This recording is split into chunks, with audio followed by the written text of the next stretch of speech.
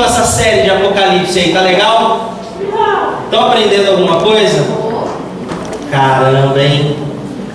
Mas qual a importância de se falar de Apocalipse? Quem aqui, vamos interagir comigo aqui um pouquinho nesses primeiros minutos. Qual a importância da gente saber mais de Apocalipse? Por que Jesus frisou tanto isso? Ele frisou, ele falou em Lucas, ele falou em Marcos, ele falou em Mateus. É falado sobre os fins dos tempos em Tessalonicenses. No livro de Daniel, muitos anos antes de Jesus vir. No livro de Isaías fala sobre os fins dos tempos. No livro de Ezequiel fala sobre os fins dos tempos. O livro do profeta Joel inteirinho, capítulo 1, 2 e 3, fala sobre os fins dos tempos. Então, como é que é tão falado esse tema? Por que ele é importante? Para alertar, para a gente se preparar. Muito bom. Você gosta de ser pego de surpresa? Não. Não sei que seja uma notícia mega blaster, né? Você ganhou na Mega Sena, aí você fica super feliz. Bom, mas é muito importante, sabemos. É o único livro que acompanha uma bênção para aquele que lê, para aquele que estuda. Não é porque nós estamos encerrando a série hoje que nós não devemos olhar mais para esse livro. Nós temos que ler, e hoje eu vou dar mais algumas dicas sobre como você pode se aprofundar um pouco mais nesse estudo de Apocalipse, porque nós estamos apenas arranhando a superfície da profundidade desse tema. Nessa série, acho que essa é a 5ª vez que nós estamos terminando sobre isso. Não dá para a gente ir a fundo em muitos dos temas, mas o Espírito Santo pode te ajudar a compreender cada vez mais os mistérios que o Senhor tem sobre este assunto. Amém? Amém. Então tá, vamos fazer uma revisãozinha rápida sobre o que falamos até agora?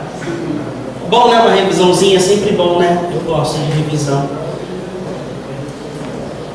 Beleza. Agora sim. Tá. Nós falamos sobre quem escreveu o Apocalipse, gente? João. João era quem? Ele era um apóstolo, um discípulo de Jesus, caminhava com Jesus. E ele escreveu o Apocalipse como? Assim, ele estava deitado na rede tomando um suco de maracujá, e aí veio toda a revelação. Ele estava preso. Preso por quê? Por pregar o Evangelho. Ele estava passando um momento que os cristãos estavam sofrendo muita perseguição. Ele foi preso, e nessa ilha de Pátimos ele foi levado ao céu em espírito, ele foi arrebatado em espírito, digamos assim, e ele viu coisas, algumas até indizíveis, né? Que algumas ele viu, e o próprio Jesus o anjo mandou ele selar, e ele não teve como replicar certas coisas que ele viu lá em cima. Mas porém, muitas das que ele viu, ele nos fez saber através dessa carta que ele escreveu de Apocalipse. Amém? É legal a palavra Apocalipse em inglês, que quer dizer, esse livro na Bíblia quer dizer Revelation, que quer dizer revelação, ou seja, trazer a luz, trazer clareza, dar entendimento. E eu espero fazer um pouco disso nessa noite, no concluir dessa série, que você tenha mais entendimento sobre o que Deus quer fazer nos últimos dias. Tá. João chegou no momento que ele estava no céu, que ele viu a porta aberta, ele foi lá, ele viu muitas coisas que estavam acontecendo no céu, algumas atividades angelicais, e aí ele viu um livro sendo trazido, sendo que era um livro que vinha lacrado, e que ninguém podia abrir esse livro a não ser uma pessoa. Vocês lembram quem era essa pessoa? Que era a única pessoa que podia abrir o livro selado? Jesus. Jesus era o único que tinha o poder para abrir aquele lacre. Esse livro falava de coisas passadas, presentes ou futuras? Futuras. Então adianta ir em cartomante para saber do futuro? Adianta ir em vidente, búzios, tarô, horóscopo? A Bíblia fala que ninguém sabe sobre o futuro. Não adianta o quanto ela joga os búzios, não adianta o quanto ela joga as cartas, não adianta o quanto eles estudem os astros, porque o futuro ficou escondido. é bíblico, está lá em Isaías, acho que capítulo 13, se eu não me engano, para que o próprio Deus obstruiu o entendimento dos homens de entender o que está sobre o futuro. Se você quiser saber o futuro, vá a Jesus, porque Ele é o único que sabe o que vai acontecer da minha vida e da sua vida. Amém? Aleluia. Então, eu queria começar aqui a nossa apresentação. E nós vamos falar aqui sobre nós falamos sobre o primeiro selo, segundo selo desse livro. Tinham quantos selos no livro? 7 selos. Então vamos lá, vamos fazer essa revisãozinha. Pode ir? Vamos lá. Primeiro selo, quem lembra? O primeiro selo falava sobre o quê? Era um cavalo branco, que era o quê? O que ele representava? Muito bom, engano. O cavalo branco, sei que alguns não vieram, né, gente? Então vocês estão, né? Mas quem veio vai ganhar nota negativa. Sabia que a gente esquece quase tudo que a gente ouve? Mas a gente lembra bastante de quando a gente escreve? Se você não tem o hábito de fazer anotações durante o culto, eu quero que vocês aprendam a fazer anotações durante o culto. Ok? Porque é muito bom e vai te ajudar a lembrar depois. E visite suas anotações, não ponha na gaveta e deixe ela lá. Amém? Porque quando essas coisas acontecerem, vocês vão ter que saber. Se bem que o 1 já aconteceu. Então, o cavalo branco, selo número 1, representa o engano. São as diversas religiões que existem hoje que falam: eu sou o caminho, eu sou Jesus. Mas na verdade não é. Era um cavalo que vinha com um arco, mas ele não tinha flechas. Então, é o engano. Esse selo já aconteceu. O selo número 2, olha, tá a cola ali, ninguém acertou, hein?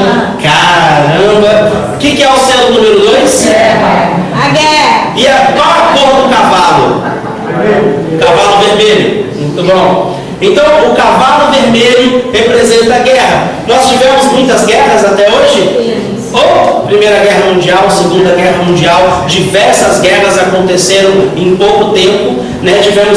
Temos até algumas guerras acontecendo no momento, guerras civis, outras guerras na Síria, no Egito, enfim, acontecendo todo o tempo. Esse é um sinal também.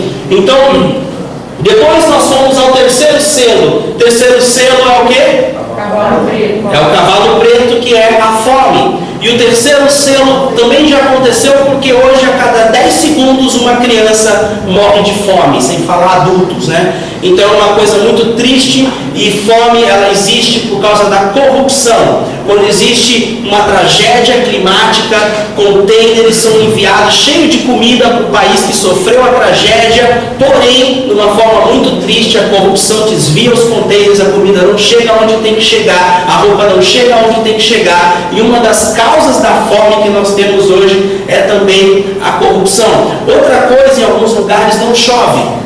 A Bíblia fala que onde há idolatria, o céu também fica fechado. Então, algumas cidades, até mesmo no Brasil, onde são muito idólatras, onde não adoram o Deus vivo, onde não buscam Jesus que nós cremos, o céu se fecha e não chove, porque eles estão buscando deuses errados que não têm poder sobre o tempo. Mas o nosso Deus tem, amém? Então, se não tem chuva, não tem lavoura, não tem colheita e há fome. Quarto selo é o que, gente? É o cavalo pardo, que representa o cavalo amarelo, que representa terremotos, pestes, enfim. E nós vimos o crescimento do HIV, nós falamos sobre a cólera, falamos sobre diversas coisas que têm acontecido nos últimos anos, que têm tragado muitas vidas, os terremotos, os tsunamis, que são bem frequentes hoje em dia, né? Tinha vários terremotos, milhares de terremotos, se eu não me engano, 9.000 tremores existem todos os dias. Então é muita coisa acontecendo. Então nós já estamos vivendo esses 4 selos muito bem. Já passamos por tudo isso, estamos passando por tudo isso, então está bem ativo. Esses 4 selos já foram abertos, já estão acontecendo, e esses cavalos já foram liberados, já estão fazendo o seu estrago. E aí nós chegamos no próximo. Nossa, o que é esse camarada correndo aí? Tinha acertado o prêmio.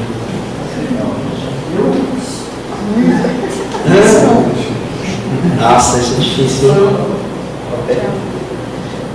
Você acha que é você que está correndo ali? Passa para o próximo.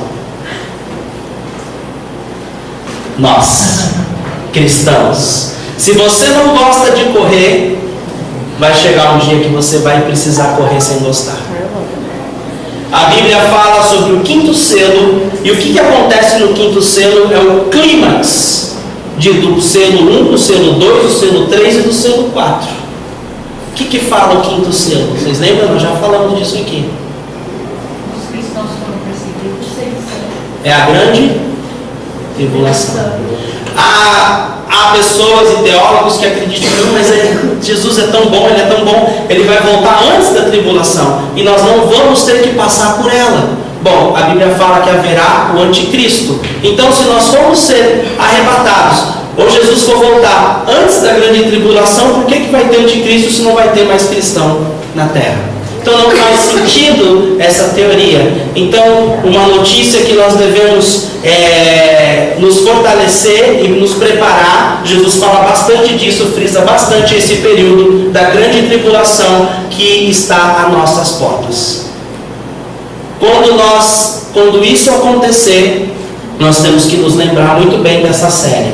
Talvez não dê tempo de você ir no YouTube para você rever esses vídeos, por isso que é bom você ir anotando e pedindo para Deus para guardar no seu coração o que nós vamos falar aqui. Porque durante a grande tribulação, o anticristo irá perseguir os cristãos. E a Bíblia nos incentiva a não encarar o anticristo. Porque não vai adiantar a gente chegar e falar em nome de Jesus está amarrado. Porque vai ser um período que ele vai ter permissão para nos perseguir e nos colocar na prisão, nos forçar a adorar a imagem que ele vai colocar no santuário de Deus e colocar uma marca nas pessoas. E se nós não adorarmos essa imagem, se nós não permitirmos que essa marca venha sobre o nosso corpo, nós morreremos. Não adianta falar está amarrado, porque a gente vai ter que fazer isso com a nossa vida. E aí, dá para ser cristão meia boca nesse tempo? Não. Tem que ser cabra macho. Tem que ser homem de bigode grosso. Tem que ser mulher valente. Porque quando esse dia chegar, a gente tem que entender que o anticristo, ele pode até ter poder sobre essa morte, mas ele não tem poder sobre a segunda morte, que se refere à vida eterna. Amém? Só Deus tem poder sobre essa morte. Ele pode até conseguir matar alguns cristãos, e a Bíblia fala que ele vai conseguir e vai matar vários cristãos. Mas ele não tem poder sobre a sua alma e sobre o seu destino, ao menos que você dê esse poder a ele, aceitando a marca da besta e adorando a imagem. Porque nós temos que ser fortes e valentes, erguer as nossas cabeças e ser como Mesaque, Sadraque e Abidnego, os 3 amigos de Daniel, que não se curvaram à imagem do rei Nabucodonosor, que não comprometeram a sua fé, corromperam a sua fé, se curvando às coisas desse mundo, mas decidiram se levantar para Deus. E isso vai ser o clímax da prova da nossa fé. Se nós estivermos vivos até esse momento, vai ser um momento onde nós temos que nos estufar o nosso peito e defender a fé com a nossa própria vida. Tá fácil hoje, não tá? Hoje está gostoso, não sofremos perseguição no Brasil, a gente é livre de culto, mas vai chegar um dia onde isso vai ficar diferente e onde nós teremos que ter uma outra postura e não vai dar para ser cristão meia boca. Então, quando que isso vai acontecer? Qual o sinal de que essa perseguição vai começar? Bom, nós falamos no culto, não do que o David estava aqui, mas no outro antes, que o pastor David pregou, que por sinal foi muito bom, né? Então, nós falamos que existe um projeto da construção do Templo de Salomão, que é o terceiro templo. Um foi construído por Salomão, filho de Davi, e aí foi destruído pelo rei da Babilônia. Eles reconstruíram de novo no reinado da Pérsia, e eles reconstruíram esse templo. Um homem chamado Zorobabel, junto com uma grande turma, foram lá reconstruir o templo. E ele foi destruído de novo por um camarada chamado Tito, comandante do exército de Roma. E aí agora estão com um projeto de reconstruir esse templo. Na hora que você vê nos noticiários que esse templo está sendo reconstruído, a gente tem que ficar com a antena bem ligada, porque está próximo o momento de nós sermos perseguidos pelo anticristo. O momento que ele vai reinar, o mundo vai clamar por um líder global e nós teremos que fazer ficar de pé, né, sobre nossa fé e quem a gente crê. Então, que você entenda isso nessa noite. Não deixe a marca da besta vir sobre você. Se forem te perseguir, defenda a sua fé com Jesus, com a sua própria vida. Amém? Quanto tempo essa perseguição vai demorar? A Bíblia fala que vai demorar 1 tempo, 2 tempos e meio tempo. Cada tempo representa um ano. Então, 1 tempo, 1 ano, 2 tempos, 2 anos, meio tempo, meio ano, 3 anos e meio. Serão 3 anos e meio onde o anticristo virá com veemência nos perseguir. E nós seremos os cristãos que correm. Vou pedir para você abrir lá em Mateus 24, 15. Como é de praxe nessa série, a gente vai ler um pouquinho da Bíblia, viu? Porque ela traz uma boa reflexão.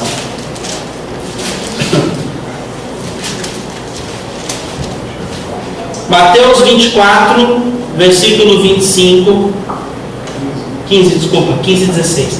24, 15 diz assim: assim, quando vocês virem o sacrilégio terrível. O que é o sacrilégio terrível? No livro de Daniel, o anjo fala a Daniel que o sacrilégio terrível é uma imagem que o anticristo colocará no santo dos santos desse terceiro templo que vai ser construído em Israel. Então, quando o templo for começar a construção desse templo, a gente fica esperto. Quando o anticristo colocar essa imagem lá, então, a gente tem que ficar mais esperto ainda, porque ele vai começar a obrigar todo o planeta a adorar essa imagem. Então, chama de sacrilégio terrível, do qual falou o profeta Daniel no lugar santo. Quem lê, entenda. Então, os que estiverem na Judéia, fujam para os montes. Quem estiver no telhado de sua casa, não desça para tirar dela coisa alguma. Quem estiver no campo, não volte para pegar seu manto. Como serão terríveis aqueles dias para as grávidas e para que estiverem amamentando. Orem para que a fuga de vocês não aconteça no inverno, nem no sábado, porque haverá então grande tribulação, como nunca houve, desde o princípio do mundo até agora, nem jamais haverá. Se aqueles dias não fossem abreviados, ninguém sobreviveria. Mas por causa dos eleitos, quem é eleito aqui?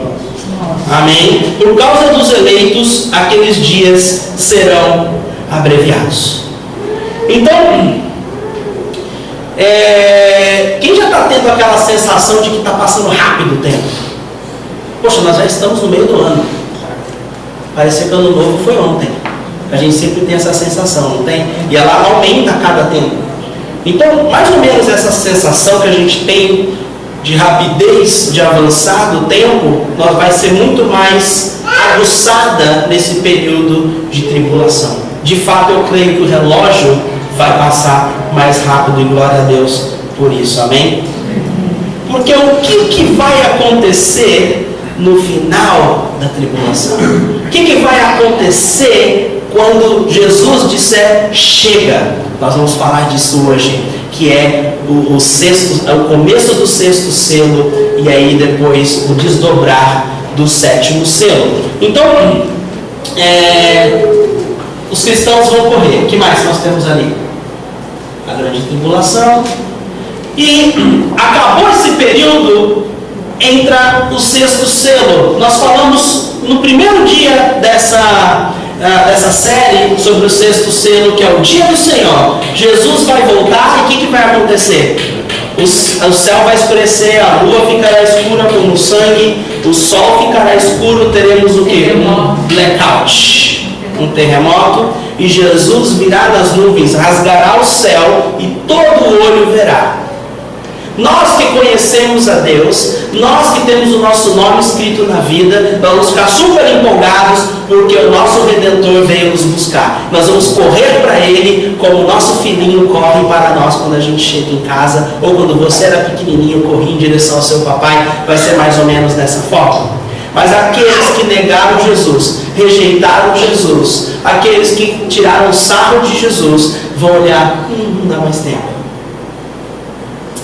E sentirão vergonha, remorso e fugirão. Mas aí, teve o blackout. Quem morreu em Jesus durante todo esse tempo ressuscitará e nós seremos arrebatados. Não será um arrebatamento secreto, nós falamos disso, mas todos os olhos verão. E aí virá o banquete do Senhor, nós vamos falar um pouquinho disso hoje, e nós desceremos para ajudar Israel, que vai acontecer uma guerra horrenda em Israel durante o desenrolar do 7º selo. Então vamos lá. E agora, quem que vai correr? Nós já corremos, Jesus já voltou, nós subimos. Quem que vai correr agora? Os ímpios, os que rejeitaram a fé, os que não aceitaram a salvação do único que poderia lhe salvar. Qual o próximo? Os não cristãos vão correr, e aí se começa o selo número 7. Amém? Vamos lá para Apocalipse 8. Apocalipse 8, versículo 1. Começa.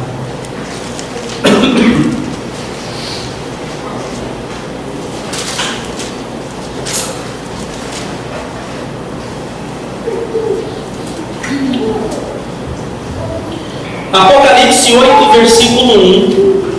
Diz assim: quando ele abriu o 7º selo, houve silêncio nos céus, cerca de meia hora.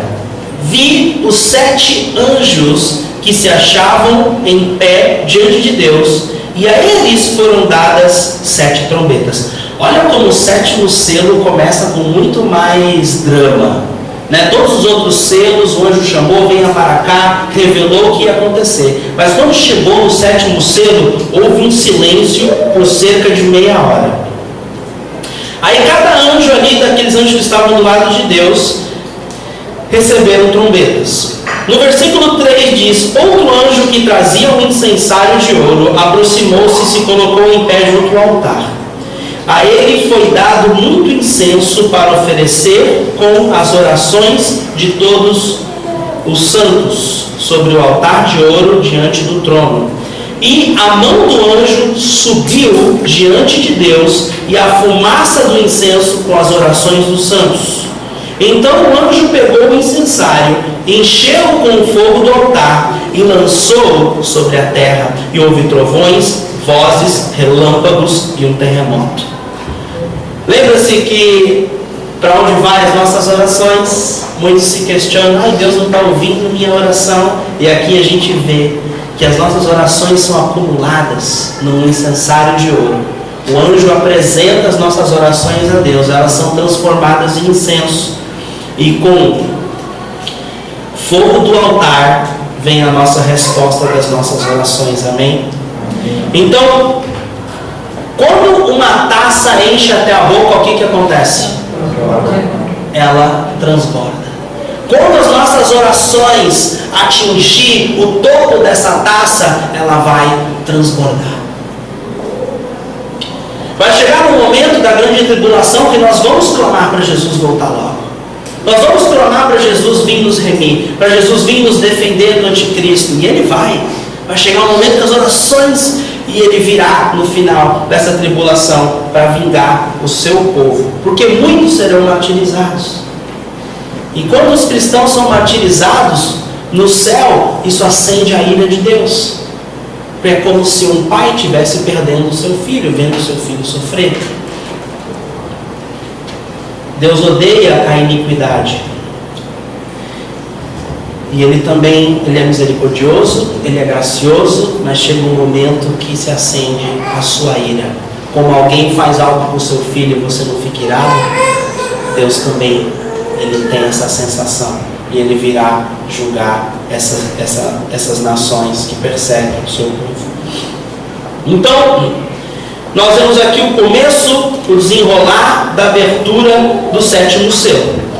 O que nós temos aí então? começa-se a ira de Deus sobre a terra. Lembra que nós falamos do que aconteceu com Noé? Noé, o que aconteceu com Sodoma e Gomorra? Deus, antes de destruir Sodoma e Gomorra, antes da ira dele, o julgamento dele vir sobre a cidade, ele tirou o justo, que era Ló, sobrinho de Abraão. Antes de Deus vir com o dilúvio sobre a terra, ele retirou a família de Noé, que era um homem justo que buscava Deus. Então, Deus, ele não virá com a sua ira sem levar os seus filhos. Então virá o arrebatamento antes, e após o arrebatamento nós veremos do céu, graças a Deus, e não aqui na terra, a ira de Deus, e nós não vamos mais correr, porque quem vai correr vai ser quem ficar. E aí, qual é o próximo? Beleza. Vamos explicar aqui rapidinho como nós temos que ler Apocalipse. Eu quero encorajar vocês a ir mais a fundo no que nós temos compartilhado aqui. Quero encorajar vocês a revisitar nossa página no YouTube e rever o que foi pregado aqui, porque é importante que você tenha essas informações no seu coração e na sua mente, porque no dia que essas coisas começarem a acontecer, você vai saber e ter entendimento de como proceder. Não é se acontecer, é quando acontecer, porque nós sabemos que Deus não mente, e nós sabemos que quando Ele fala, Ele cumpre. Nós vemos inúmeras profecias acerca da primeira vinda de Jesus, e Jesus veio. Agora nós estamos vendo inúmeras profecias acerca da segunda vinda de Jesus. Ele também virá. Ele não blefa. Então, como você deve ler o livro de Apocalipse? Em duas partes. Primeiro, existe uma lei que chama a lei da dupla menção. Quando você olhar a história do... Quem lembra de José? Foi preso, foi levado para o Egito. Eles tinham sonhos, Deus dava a ele sonhos. Ele tinha interpretação dos sonhos que ele tinha e que os outros também tinham. E esse camarada José, ele foi chamado para interpretar o sonho do faraó, do rei do Egito, que ele sonhou que havia 7 vacas gordas e pá, e daí apareceram outras vacas magras e começaram a comer as gordas. Depois ele passou-se um tempo, ele ficou todo perturbado por causa do sonho, ele teve outro sonho. O sonho eram 7 espigas bonitas, depois nasceram 7 espigas de milho feias e comeram as 7 espigas bonitas. Ou seja, o mesmo sonho, com simbologias diferentes.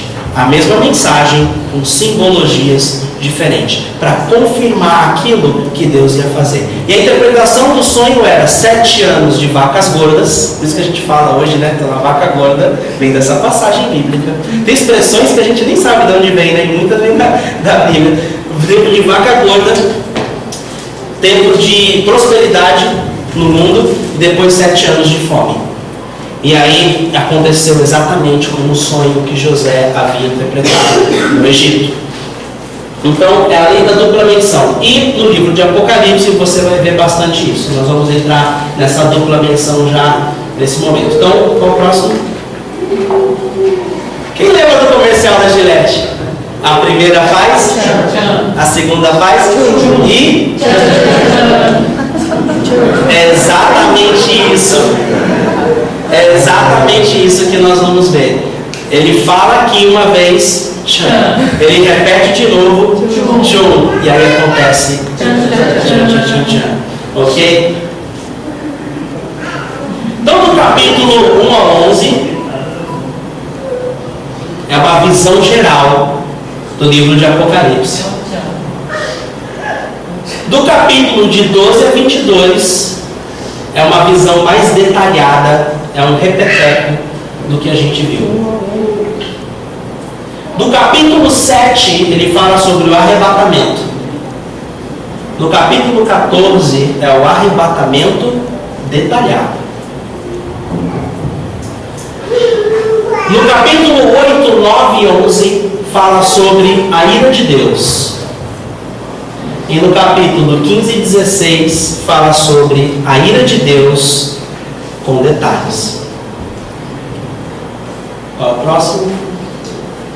No capítulo 6 de Apocalipse, fala sobre o 5º selo e a grande tribulação. No capítulo 12 e 13, fala também de novo sobre o quinto selo e a grande tribulação. Você vê as cenas se repetindo. Deus confirmando o que Ele estava para fazer. E agora nós vamos começar a destrinchar o sétimo e o último selo. Amém? Então, beleza.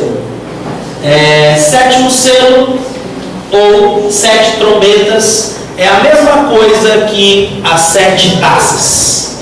Você vai ver uma parte. Qual é o próximo, por favor? A Bíblia vai falar na ira de Deus, sobre a trombeta e sobre a taça. As duas coisas, simbologias diferentes, são a mesma coisa. A trombeta será soada quando a ira de Deus, sabe quando a pessoa está tão indignada que não aguenta mais, ela vai lá e pom! Sopra a trombeta. Minha esposa teve uma experiência muito ruim com essa história de trombeta, na verdade de vuvuzela. Ela estava na 25 de março, ontem, fazendo compras, coisas que mulher gosta de fazer, aniversário do nosso filho, ela foi lá comprar umas coisinhas lá, para a festa. Enfim, ela falou que estava uma vuvuzelada que não tinha nem como. Ela e mais duas, a irmã dela e mais uma amiga voltaram com dor de cabeça, as 3, de o dia inteiro caminhando lá com aquelas caravinhas. Quer comprar vuvuzela? Pá! Na cara dela. Mas essa trombeta que nós estamos falando aqui não é uma vuvuzela, amém? É uma trombeta forte, que quando soar vai ser ouvida por toda a terra. E quando essa trombeta tocar, nós vamos ver o início da ira de Deus. E aí também fala sobre a taça. E a taça representa também, é a mesma coisa, mas a taça, quando ela enche, ela transborda. Então quando ela encher, Deus vai derramar a ira dele sobre a terra. Mas a coisa mais fantástica é que nós não estaremos mais na terra para correr e sofrer dessa ira de Deus, amém? Então, vamos ver como que funciona essas taças. Vamos lá. Primeira trombeta vai tocar e vamos lá para Apocalipse 8, versículo 7. Diz assim. Vamos ler o 6, né? Então os 7 anjos que tinham as 7 trombetas prepararam-se para tocá-la. O primeiro anjo tocou a sua trombeta, e granizo e fogo misturado com sangue foram lançados sobre a terra. Foi queimado 1/3 da terra, 1/3 das árvores e 1/3 da relva verde. Você acha que aqui Deus iria prestar um julgamento contra a natureza, que Ele mesmo criou, que não fez nada de mal, que não tem culpa? É contra as plantinhas que Ele está falando aqui? Não, tudo é uma simbologia. A relva, a planta, representa a humanidade. A Bíblia compara o homem à planta, que quando nós estamos bem enraizados, nós damos muitos frutos. Quando nós deixamos nossas raízes profundas na casa do Senhor, por onde passa o rio de Deus, nós daremos muitos frutos. E não ficaremos doentes quando vem o tempo de inverno, nós continuamos dando fruto. Nossas folhas continuam verdes. Então existem algumas analogias na Bíblia que relata a planta, a relva, ao ser humano. Então aqui ele está falando de seres humanos, está falando de pessoas. 1/3 da população da terra será destruída na primeira trombeta. Aí vamos ver a menção dupla. Esse foi o Tchan. Vamos ver o Tchum. E o Tchum está lá no capítulo 16, versículo 2. Diz assim, diz assim: então ouvi uma forte voz que vinha do santuário e dizia aos 7 anjos: vão derramar sobre a terra as 7 taças da ira de Deus. O primeiro anjo foi e derramou sua taça pela terra, e abriram-se as feridas malignas e dolorosas naqueles que tinham a marca da besta e adoravam a sua imagem. De novo, não deixe essa marca vir sobre você. Que o que vai definir os que vão ser arrebatados ou não é a questão: você tem a marca da besta ou você tem a marca de Deus? Eu quero a marca de Deus na minha vida, amém? Não dá para ter 2 marcas. Não dá para fazer concessão. Não dá para você fazer não dá para você casar com duas pessoas. Alguns países permitem isso, né? Quantas mulheres você pode... Mas na verdade você só pode ter compromisso e entregar o seu coração e o seu amor a uma pessoa. E você só pode escolher. Ou você entrega ao príncipe desse mundo que jaz no maligno, ou você entrega ao Deus Todo-Poderoso que vive para sempre. Então, nós vemos o primeiro selo, o sétimo selo, a primeira trombeta sendo tocada. Então, próximo, segunda trombeta. Vamos lá, capítulo 8 de novo. Vamos voltar pro Tchan. Diz assim: o segundo anjo tocou a sua trombeta, e algo como um grande monte em chamas foi lançado ao mar. 1/3 do mar transformou-se em sangue. Morreu 1/3 das criaturas do mar, e foi destruído 1/3 das embarcações. Então tocou a segunda trombeta, e nós vemos o mar agora, né, sendo, tudo que está no mar sendo punido. E aí nós vemos a menção dupla no capítulo 16, no versículo 3, que diz assim: o segundo anjo derramou a sua taça no mar, e este se transformou em sangue como de um morto, e morreu toda a criatura que vivia no mar. Os pescadores vão ficar desempregados. Tempos difíceis para quem ficar. Vamos lá para o próximo. Terceira trombeta ou taça, capítulo 8, versículo 10. O terceiro anjo tocou a sua trombeta, e caiu do céu uma grande estrela queimando como tocha sobre 1/3 dos rios e das fontes de águas. O nome da estrela é Absinto, que significa amargo. E tornou-se amargo 1/3 das águas, e muitos morreram pela ação das águas que se tornaram amargas. Então as pessoas morrerão de sede, pois não haverá mais água potável, pois as águas de se beber ficarão amargas. Vamos lá na dupla menção no 16:4. O terceiro anjo derramou sua taça nos rios e nas fontes, e eles se transformaram em sangue. Então ouvi o anjo que tem autoridade sobre as águas dizer: tu és justo, tu, ó santo, que eras, porque julgastes essas coisas. Pois eles derramaram o sangue dos teus santos e dos teus profetas, e tu lhe deste sangue para beber, como eles merecem. E olha como o anjo fala: tu és justo. E pode pensar: poxa, mas Deus é justo? Ele está punindo a terra, ele está destruindo o que ele criou. Na verdade, ele só está retribuindo o que o homem injustamente fez, de acordo com o seu coração maligno. Ele está devolvendo com o sangue que eles derramaram. E ouvi o altar responder: sim, Senhor Deus Todo-Poderoso, verdadeiros e justos são os teus juízos. Então Deus não erra, Ele é verdadeiro e Ele é justo. Vai chegar um momento em que todo o povo, nós vamos falar disso um pouquinho mais para frente, mas todo mundo ficará diante do trono de Deus. Todo mundo que rejeitou Jesus, todo mundo que negou Jesus, vão se abrir livros e Deus vai mostrar os feitos de cada um. E a Bíblia fala que todos os povos são inexcusáveis, rejeitaram porque quiseram. Deus, ele tenta de novo. Enquanto há fôlego de vida, Deus tenta nos redimir, Deus tenta nos alcançar. Quem não for arrebatado com Jesus, quem não morrer com Jesus, não tem outra, é escolha mesmo. Rejeitou porque quis. Não diz, não vai ser, eu não sabia. O quarto anjo, vamos lá, próximo.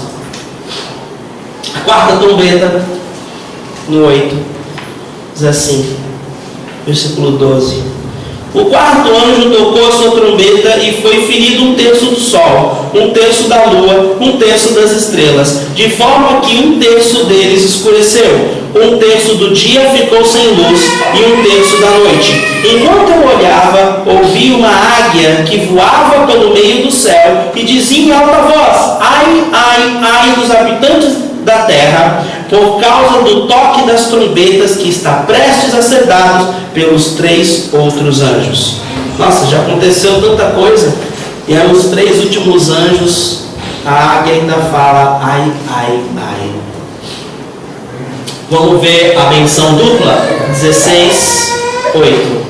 Diz assim: o quarto anjo derramou a sua taça no sol, e foi dado poder ao sol para queimar os homens com fogo, porque um terço do sol desapareceu. Onde que foi esse calor? Veio para a terra.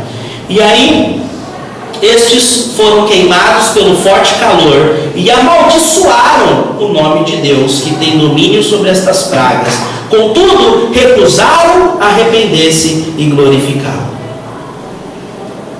Quando eu li isso, eu falei: nossa, mesmo mediante a tamanho juízo, mesmo mediante a tamanho sofrimento, as pessoas continuam amaldiçoando a Deus.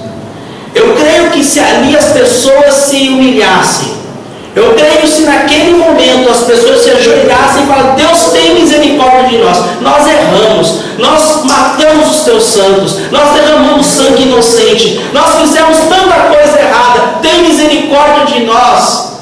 Eu tenho certeza que ele ia parar a taça ali mesmo. Os outros terceiros ais não iam acontecer. Mas olha o que o povo fez. Vocês lembram da história de Jó? Jó era um cara muito rico. A Bíblia fala que ele era o homem mais rico do Oriente Médio de sua época. Então você imagina o sheik mais poderoso hoje, o cara que tem mais grana hoje naquele pedaço. Era Jó. Jó perdeu tudo. Morreu o filho dele, tudo. Ele estava muito doente. Sabe o que a amaldiçoada da esposa dele falou para ele? Jó, por que você não amaldiçoa o seu Deus e morra? Jó respondeu para ela: eu aceitei todo o bem que Deus me fez, como agora não vou aceitar também o mal que Ele permitiu que acontecesse comigo. Eu não amaldiçoarei o meu Deus. Jó não estava entendendo tudo o que estava acontecendo na vida dele. Nós vamos fazer uma série sobre a paciência de Jó, vai ser muito legal. A história dele é fantástica, a gente aprende muito. Mas Deus abençoa ele. Ele não amaldiçoa Deus, ele bendizeu o nome do Senhor. Ele foi restaurado e ele teve muito mais de tudo que ele tinha no passado. E eu creio aqui que se o povo se arrependesse, Deus é tão misericordioso, tão grandioso, que Ele ainda daria mais uma chance. Mas o povo não fez. Oração dura. Vamos lá ver a próxima. Chegou a quinta trombeta e o primeiro ai. Diz assim: o quinto anjo, no capítulo 9, o quinto anjo tocou a sua trombeta e viu uma estrela que havia caído do céu sobre a terra. A estrela foi dada a chave do poço do abismo. Quando ela abriu o abismo, subiu dele fumaça como de uma gigantesca fornalha. O sol e o céu escureceram com a fumaça que saía do abismo. Da fumaça saíram gafanhotos que vieram sobre a terra, e lhes foi dado poder como dos escorpiões da terra. Eles receberam ordens para não causar dano nem à relva da terra, nem a qualquer planta ou árvore, mas apenas aqueles que não tinham o selo de Deus na testa. Não lhes foi dado poder para matá-los, mas sim para causar-lhes tormento durante 5 meses. A agonia que eles sofreram era como da picada do escorpião. Naqueles dias os homens procurarão a morte, mas não encontrarão. Desejarão morrer, mas a morte fugirá deles. Os gafanhotos pareciam cavalos preparados para a batalha. Tinham sobre a cabeça algo como coroas de ouro. O rosto deles parecia o rosto humano. Cabelos deles eram como os de mulher e dentes como os de leão. Tinham couraças como couraças de ferro, e o som de suas asas era como o barulho de muitos cavalos e carruagens correndo para a batalha. Tinham caudas, ferrões como escorpiões. Na cauda tinha poder para causar tormento aos homens durante 5 meses. Tinha um rei sobre eles, um anjo do abismo, cujo nome em hebraico é Abaddon, e em grego Apolion, destruidor, que significa: o primeiro ai passou, outros 2 ais ainda virão. No livro de Joel, se vocês tiverem oportunidade, anotem em Joel. É um livro pequeno do profeta Joel, tem poucos capítulos. Todos os capítulos desse livro falam sobre os fins dos tempos. Se você ler, tem um capítulo, não lembro se o 2 ou 3, fala sobre esses gafanhotos. E o que mais me fascina, nós já não estamos mais aqui, nós estamos com Jesus, com o corpo glorificado, nas nuvens de glória. Essas taças estão sendo derramadas, as trombetas estão sendo tocadas. E nós vamos ver que o povo de Israel, que não quis acreditar em Jesus, que crucificou Jesus quando ele veio atrás deles, vão estar aqui sofrendo por algumas coisas. Deus vai ter misericórdia de alguns, vai selar a testa de alguns. Nós vimos aqui que eles não sofrerão com os gafanhotos. Mas que no livro de Joel a gente vê que Deus estava poupando aquelas pessoas dos gafanhotos. Ainda assim ele teve misericórdia de alguns em Israel. Então vamos ver a dupla menção em 16. Diz assim, 16:10. O quinto anjo derramou sua taça sobre o trono da besta, cujo reino ficou em trevas. De tanta agonia os homens mordiam a própria língua e blasfemavam contra o Deus dos céus. Por causa das suas dores e das suas feridas, contudo recusaram arrepender-se das suas obras que haviam praticado. Quanto mais vinha agonia sobre eles, mais eles amaldiçoavam Deus. Próximo. Sexta trombeta ou sexta taça. Apocalipse 9. Vamos lá. O sexto anjo tocou sua trombeta e ouviu uma voz que vinha das pontas do altar de ouro que está diante de Deus.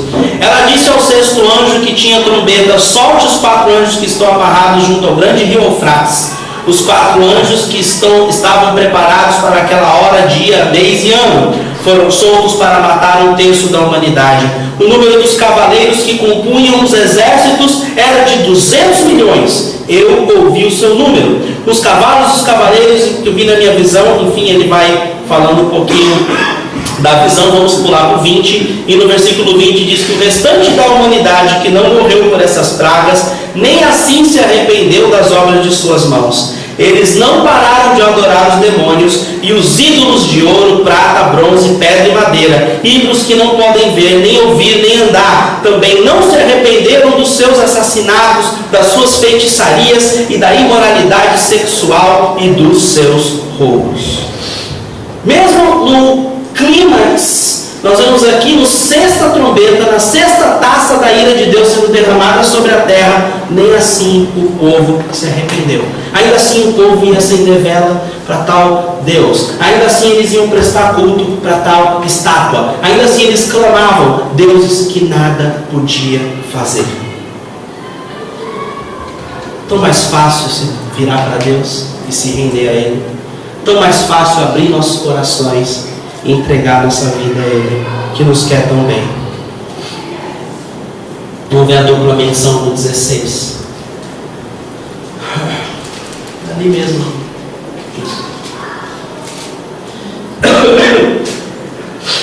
O sexto anjo, versículo 12, derramou a sua taça sobre o grande rio Eufrates e secaram-se as suas águas para que fossem preparado o caminho para os reis que vêm do Oriente. Então vi saírem da boca do dragão, da boca da besta e do falso profeta 3 espíritos imundos semelhantes a rãs. São espíritos de demônios que realizarão sinais miraculosos. Eles vão aos reis de todo mundo a fim de reuni-los para a batalha do grande dia do Deus Todo-Poderoso. Eis que venho como ladrão, feliz aquele que permanece vigilante e conserva consigo as suas vestes, para que não ande nu e não seja vista a sua vergonha. Olha que Jesus diz aqui: eu venho como um ladrão, feliz aquele que permanece vigilante e conserva consigo as suas vestes. São nossos atos justos. Então os 3 espíritos os reunirão num lugar em hebraico e é chamado Armagedon. Creio que vocês já ouviram falar, já fizeram inúmeros filmes com o nome Armagedon. E Armagedon nada mais é do que a grande batalha, onde 200 milhões, se você tiver tempo e quiser estudar, Ezequiel 38 fala sobre essa batalha. A gente não tem tempo de ir lá, mas eu vou dar uma pincelada para vocês. E no livro de Ezequiel 38 fala sobre Armagedon, sobre essa batalha, e fala que eles virão contra Israel.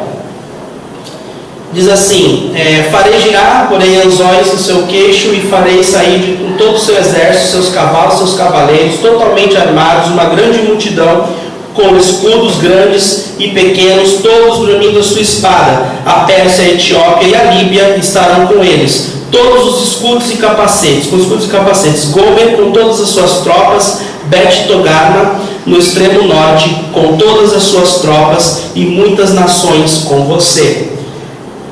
Se você olhar Israel, qual o país que está bem ao extremo norte? Alguém é bom de geografia aqui? Não.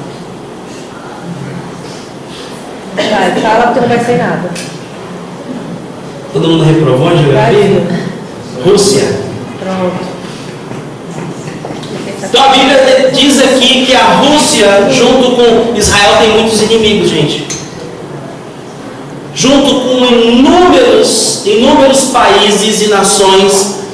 Nós vimos o número que o profeta, que o apóstolo ouviu: 200 milhões de soldados se prepararão para invadir Israel.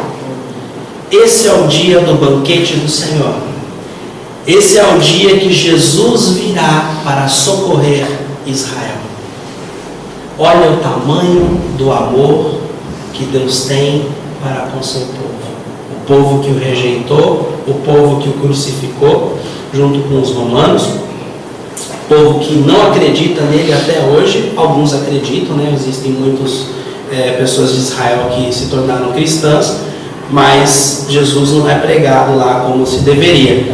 E nós vemos aqui no versículo 22 de Ezequiel 38, diz assim: executarei juízo sobre ele com peste e derramamento de sangue, desabarei torrentes de chuva, saraiva e enxofre ardente sobre eles e sobre as suas tropas e sobre muitas nações que estarão com ele. Então, quando esse exército gigante for invadir Israel, Deus vai proteger Israel.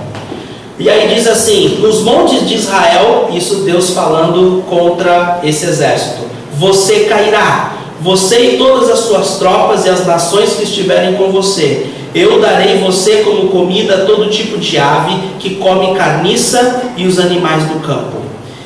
Naquele dia darei a Gog um túmulo em Israel, no vale dos que viajam para o oriente na direção do mar. Ele bloqueará os caminhos dos viajantes, porque Gog e todos os seus batalhões serão sepultados ali. Por isso será chamado de Vale de Amon-Gog. Durante 7 meses a nação de Israel os estará sepultando a fim de purificar a terra.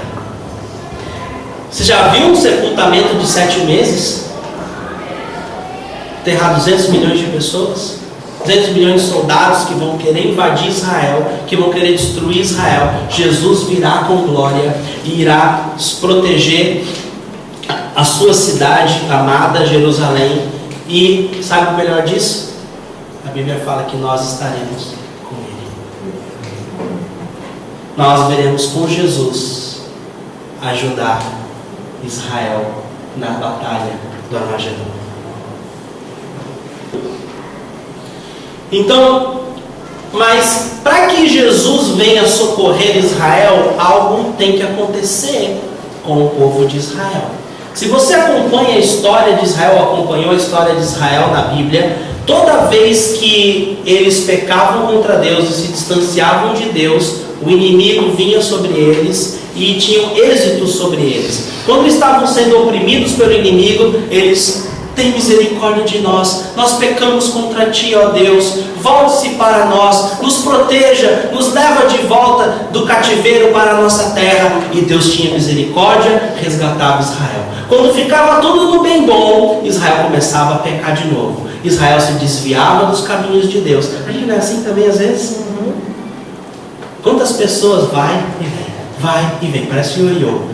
Aí vem com Deus, aí tá tudo bem. Aí começa a declinar, Aí quando chega no fundo do poço, clama: Deus, me ajuda, me toma pela mão, me volta naqueles tempos que eu me alegrava na Tua presença. Aí Deus vai e restaura, coloca de novo em sua casa, coloca de novo vestes brancas, mata um novilho. Aí passa-se o tempo, um período de festa, o pessoal vai lá, começa a fazer tudo de novo de errado.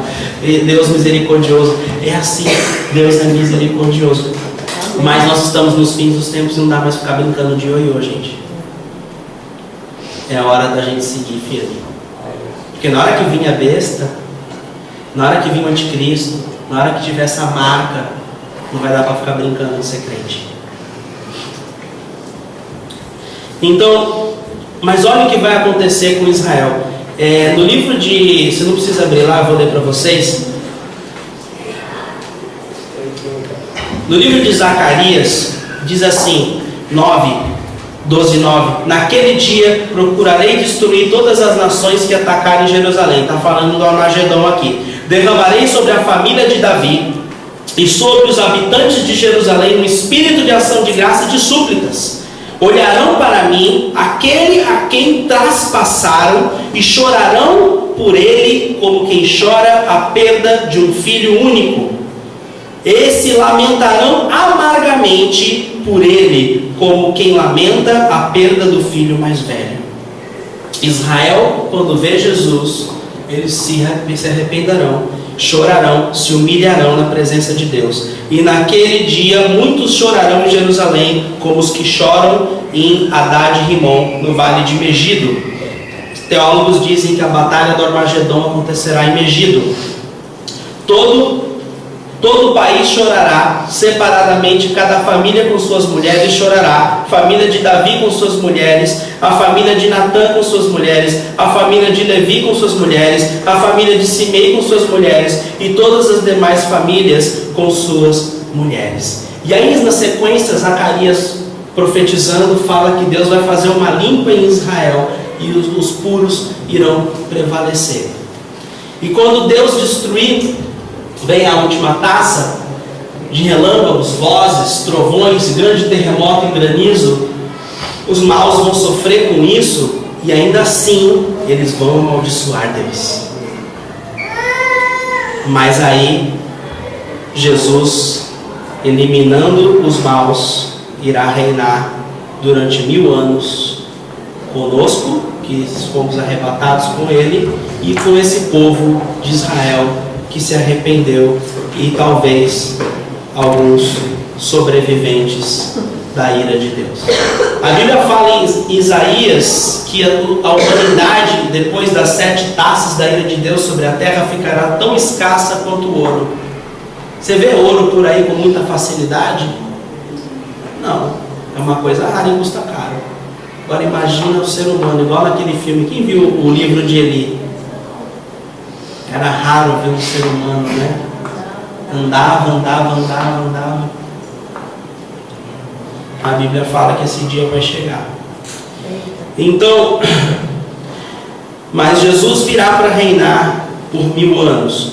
Alguns teólogos dizem que esses 1000 anos é sentido figurado. Outros acreditam que ele é literal. Então, de fato, existem mistérios no livro de Apocalipse que nós não sabemos. Mas o que eu estou compartilhando aqui hoje é para a gente se preparar. O que eu estou falando aqui hoje é a revelação que o Senhor deseja que a gente saiba. Há alguns mistérios no livro de Apocalipse, há outras simbologias que eu, pesquisando, não consegui ter pleno entendimento nem para mim, nem para ensinar. Mas o que eu consegui entender, eu estou passando aqui para vocês, amém? Amém. Então, nós vemos Deus dando essa chance para Israel. E ele reina por 1000 anos na terra. Mas aí, o que é melhor fazer? Uma reflexão do que a gente viu até agora. É melhor a gente correr do anticristo, da ira dele, ou é melhor a gente correr dessas 7 taças e das 7 trombetas de Deus? Vamos comparar? Correr do anticristo é muito mais fácil, gente. Ele não tem poder sobre a segunda morte. Agora, quem morreu nessas 7 taças, durante essas 7 trombetas, vai morrer ali na morte física, quando caírem os granidos, quando houver o terremoto, quando houverem os tsunamis, quando houverem, enfim, o fogo, enfim, e vai morrer de novo espiritualmente, que é uma separação eterna de Deus. Mas eu tenho boas novas para você. Se você puder abrir em Apocalipse 20, temos aí, e nós já estamos fazendo o arremate da série de Apocalipse. Tudo vai chegando num ponto. Passou-se os 7 selos. No 6º nós fomos arrebatados. Na 6ª trombeta nós descemos com Jesus para ajudar Israel. Jesus vence o anticristo, Jesus vence o falso profeta, que é o anticristo, vence a besta, e ele reina por 1000 anos. Sendo que o que ele faz com Satanás nesses 1000 anos? Ele prende Satanás. E depois ele solta, ele permite que Satanás seja solto depois de 1000 anos. Eu fiquei refletindo, em 1000 anos dá para a população reproduzir bastante, não dá? Dá para crescer de novo, dá para popular de novo muitos lugares. Agora, como vai ser esses 1000 anos, a Bíblia não fala. Eu acho que, nossa, eu vou pegar muita onda. Com o corpo glorificado, então, vou poder surfar Guainéia, aquelas ondas gigantes, sem medo de morrer, porque eu já vou estar com o corpo glorificado, não vou morrer mesmo, né? Pegar aqueles tubos insano. Glória a Deus. Eu amo, cara, super famoso. Não, é detalhe, que vai ter que ficar dando satisfação. É o melhor, né? Jesus vai estar no comando, não sei como vai ser, né? A Bíblia fala que no céu nós seremos como os anjos, ninguém vai ser dado em casamento. Eu estava pensando, bom, então no céu eu não vou ter responsabilidade de ser marido, de ser pai, né? Vai estar mais tranquilo ali. Gente, se você é solteiro, aproveite o seu momento de solteiro. Curta, viu? Não estou falando curtir para você sair por aí fazendo bagunça. Você tem que prestar conta para Deus. Mas eu estou falando que existem coisas que você pode fazer solteiro, quando você casar você não vai mais fazer, que é dar satisfação para a esposa.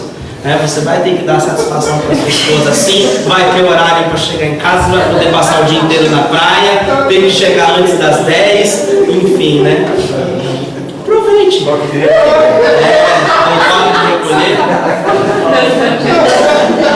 Tem mais highlight. Mas há muitas alegrias. É diferente também, né? Cada vida tem um ciclo que a gente tem que aprender a ser feliz e satisfeito em cada ciclo da vida, amém? Ser casado é muito bom, ser pai é muito bom. Então curta cada momento. Se você ainda não tem filhos, curta o momento sem filhos. Depois que você tem filho, curta o momento com filhos, porque cada fase é especial e nós temos que aproveitar ao máximo.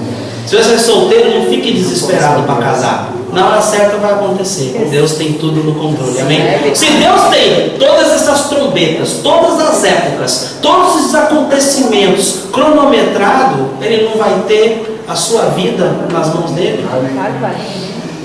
Amém? Perfeito, foi. Então o que nós temos lá? Apocalipse 20, versículo 7. Eu quero que você grave isso, tá, gente? Esses próximos versículos que nós vamos ler tem que estar na ponta da sua língua e no seu coração como revelação. Porque o inimigo, a palavra diabo significa acusador. Ele é aquele que acusa principalmente os filhos de Deus. Você já teve a sensação de que volta e meia o inimigo nos lança pensamentos de acusação, mas a Bíblia fala que já não há mais condenação naqueles que estão em Cristo Jesus. Ele vem te condenar de um escorregão que você deu, de um escorregão pequenininho que você deu. Ele quer fazer um estardalhaço daquilo, fazer com que você saia da equipe de louvor, porque você fez algo errado, que você desista do seu chamado. Ele vem te acusar. Toda vez que o inimigo vem te acusar, vem te atormentar, você abre a Bíblia, Apocalipse 20, versículo 7, e você lê isso para ele. Quando terminarem os 1000 anos, Satanás será solto da sua prisão e sairá para enganar as nações que estão nos 4 cantos da terra, Gog e Magog, a fim de reuni-las para a batalha. Seu número é como a areia do mar. As nações marcharão por toda a superfície da terra e cercarão o acampamento dos santos, a cidade amada, mas um fogo desceu do céu e as devorou. O diabo que as enganava foi lançado no lago de fogo que arde com enxofre, onde já haviam sido lançados a besta e o falso profeta, que é o anticristo, e eles serão atormentados de noite para todo o sempre. Toda vez que o inimigo tenta algo com a minha vida, eu leio esse versículo para ele. Você vem tentar me lembrar do meu passado, deixa eu te lembrar do seu futuro.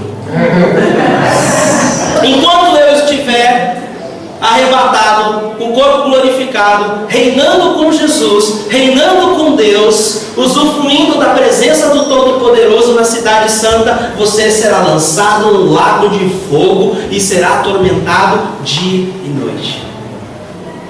Glória a Deus. Nosso inimigo já é um derrotado.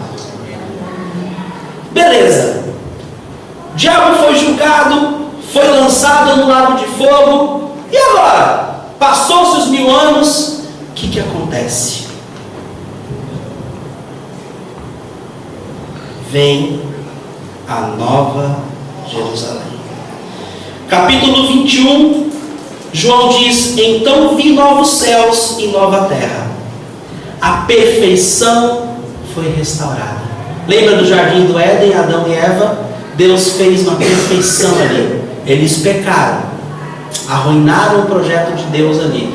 Deus tinha um plano B, o segundo Adão, que é Jesus Cristo, que fez tudo certinho, restaurou as coisas. E aí, quando eliminou-se esse tempo de pecado, já não vai mais existir. E aí vem um novo céu, uma nova terra. Pois o primeiro céu e a primeira terra já tinham passado. O mar já não existia. Vi a cidade santa, a nova Jerusalém, que descia dos céus da parte de Deus, preparada como uma noiva adornada para o seu marido. Ouvi uma forte voz que vinha do trono e dizia: agora o tabernáculo de Deus está com os homens. Tabernáculo significa a presença de Deus. Hoje a gente sente a presença do Espírito de Deus. Mas quando nós estivermos com Deus, nós o veremos face a face. Nós vamos sentir a sua presença de uma forma muito mais contagiante do que a gente sente hoje. Vai ser fantástico. Então, diz aqui: com os quais ele viverá com os homens, eles serão seu povo, e o próprio Deus estará com eles, e ele será o seu Deus. Ele enxugará dos seus olhos toda lágrima, não haverá mais morte, nem tristeza, nem choro, nem dor, pois a antiga ordem já passou.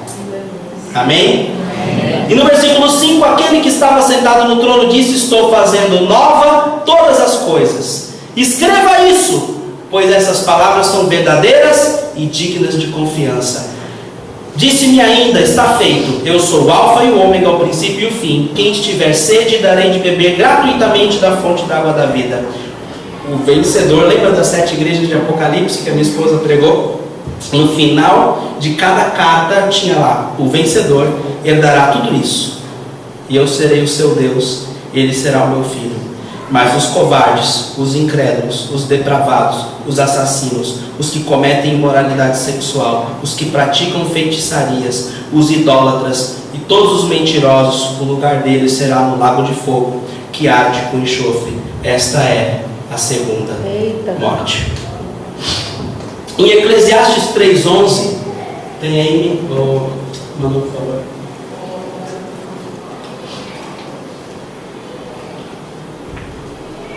Toda forma de adivinhação é feitiçaria, tá, gente? Ao lugar deles. A Bíblia fala que Deus acha essas coisas detestáveis. Diz assim: ele fez tudo apropriado ao seu tempo, também pôs no coração do homem o anseio pela eternidade. Mesmo assim, ele não consegue compreender. A Bíblia fala que Deus fez tudo, volta ali um pouquinho, por favor, no seu tempo, e pôs no coração do homem anseio pela eternidade. Quantas discussões, especulações existem, ideias, fantasias acerca da próxima vida? Todo homem, Deus colocou em nós, Ele nos criou, Ele nos deu um anseio pela eternidade, Ele nos deu um anseio por saber o que tem na vida após a morte. E nós vemos o que aqui? Nós vemos o ser humano numa eterna busca, né? O que vai acontecer quando eu morrer? Aí tem gente que acha que vai para uma colônia, tem gente que acha que vai se reencarnar, tem gente que acha que vai isso, que vai aquilo outro, e uma série de especulações que tem por aí. Mas deixa a verdade encontrar espaço no seu coração, amém? Que é o que nós acabamos de falar aqui. A palavra de Deus é a resposta que mais se encaixa com esse anseio. Ele elimina as nossas dúvidas. Quando você recebe Jesus, você não tem mais dúvida acerca da eternidade. Quando Jesus entra no seu coração, quando Ele habita e faz morada, toda aquela sua preocupação, toda aquela sua, será que eu vou para o céu? Será? Eu sou uma pessoa boa, mas não tenho certeza. Será? Mas eu não sei direito. Essa dúvida é eliminada, porque Jesus é o único que preenche esse buraco que Ele colocou de propósito em nossas vidas. Mas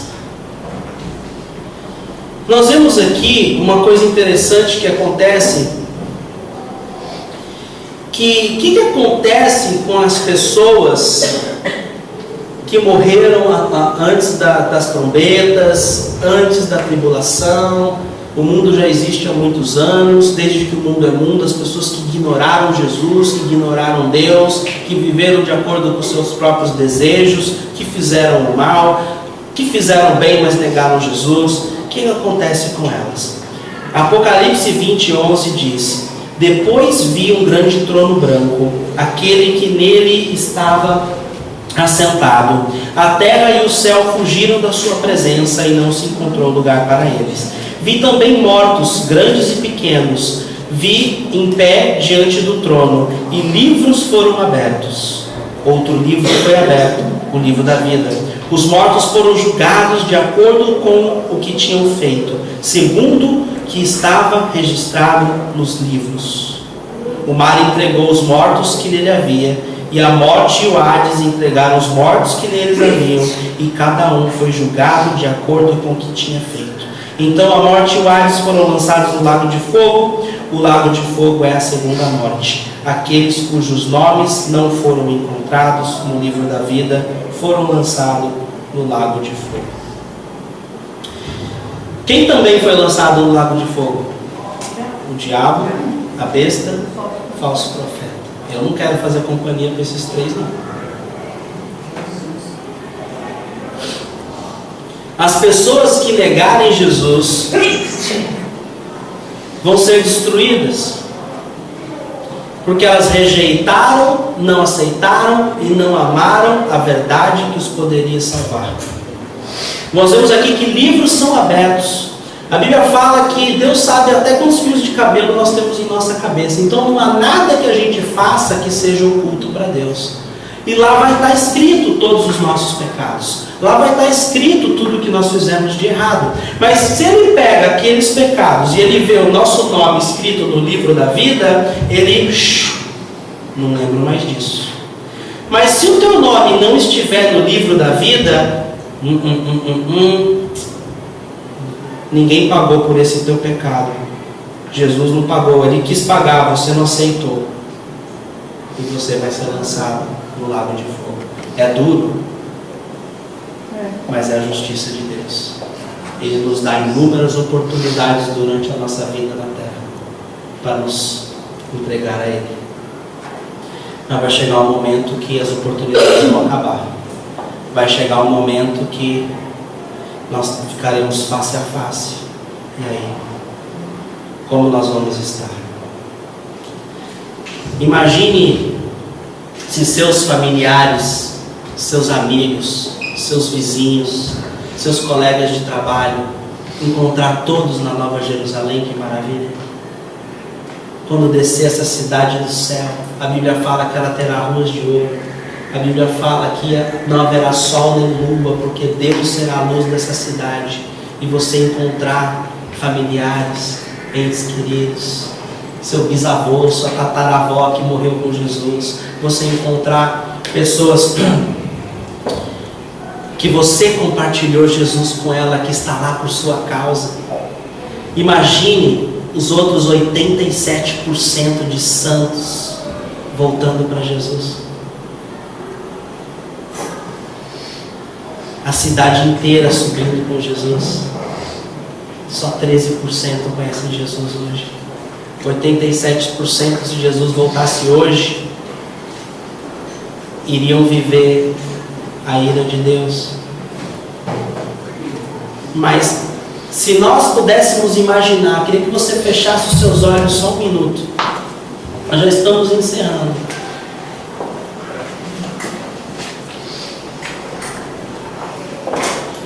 Eu queria que você imaginasse seus familiares, seus amigos, seus vizinhos, seus colegas, nossa cidade, essa porcentagem tão grande que ainda não conhece Jesus na Nova Jerusalém. Aleluia.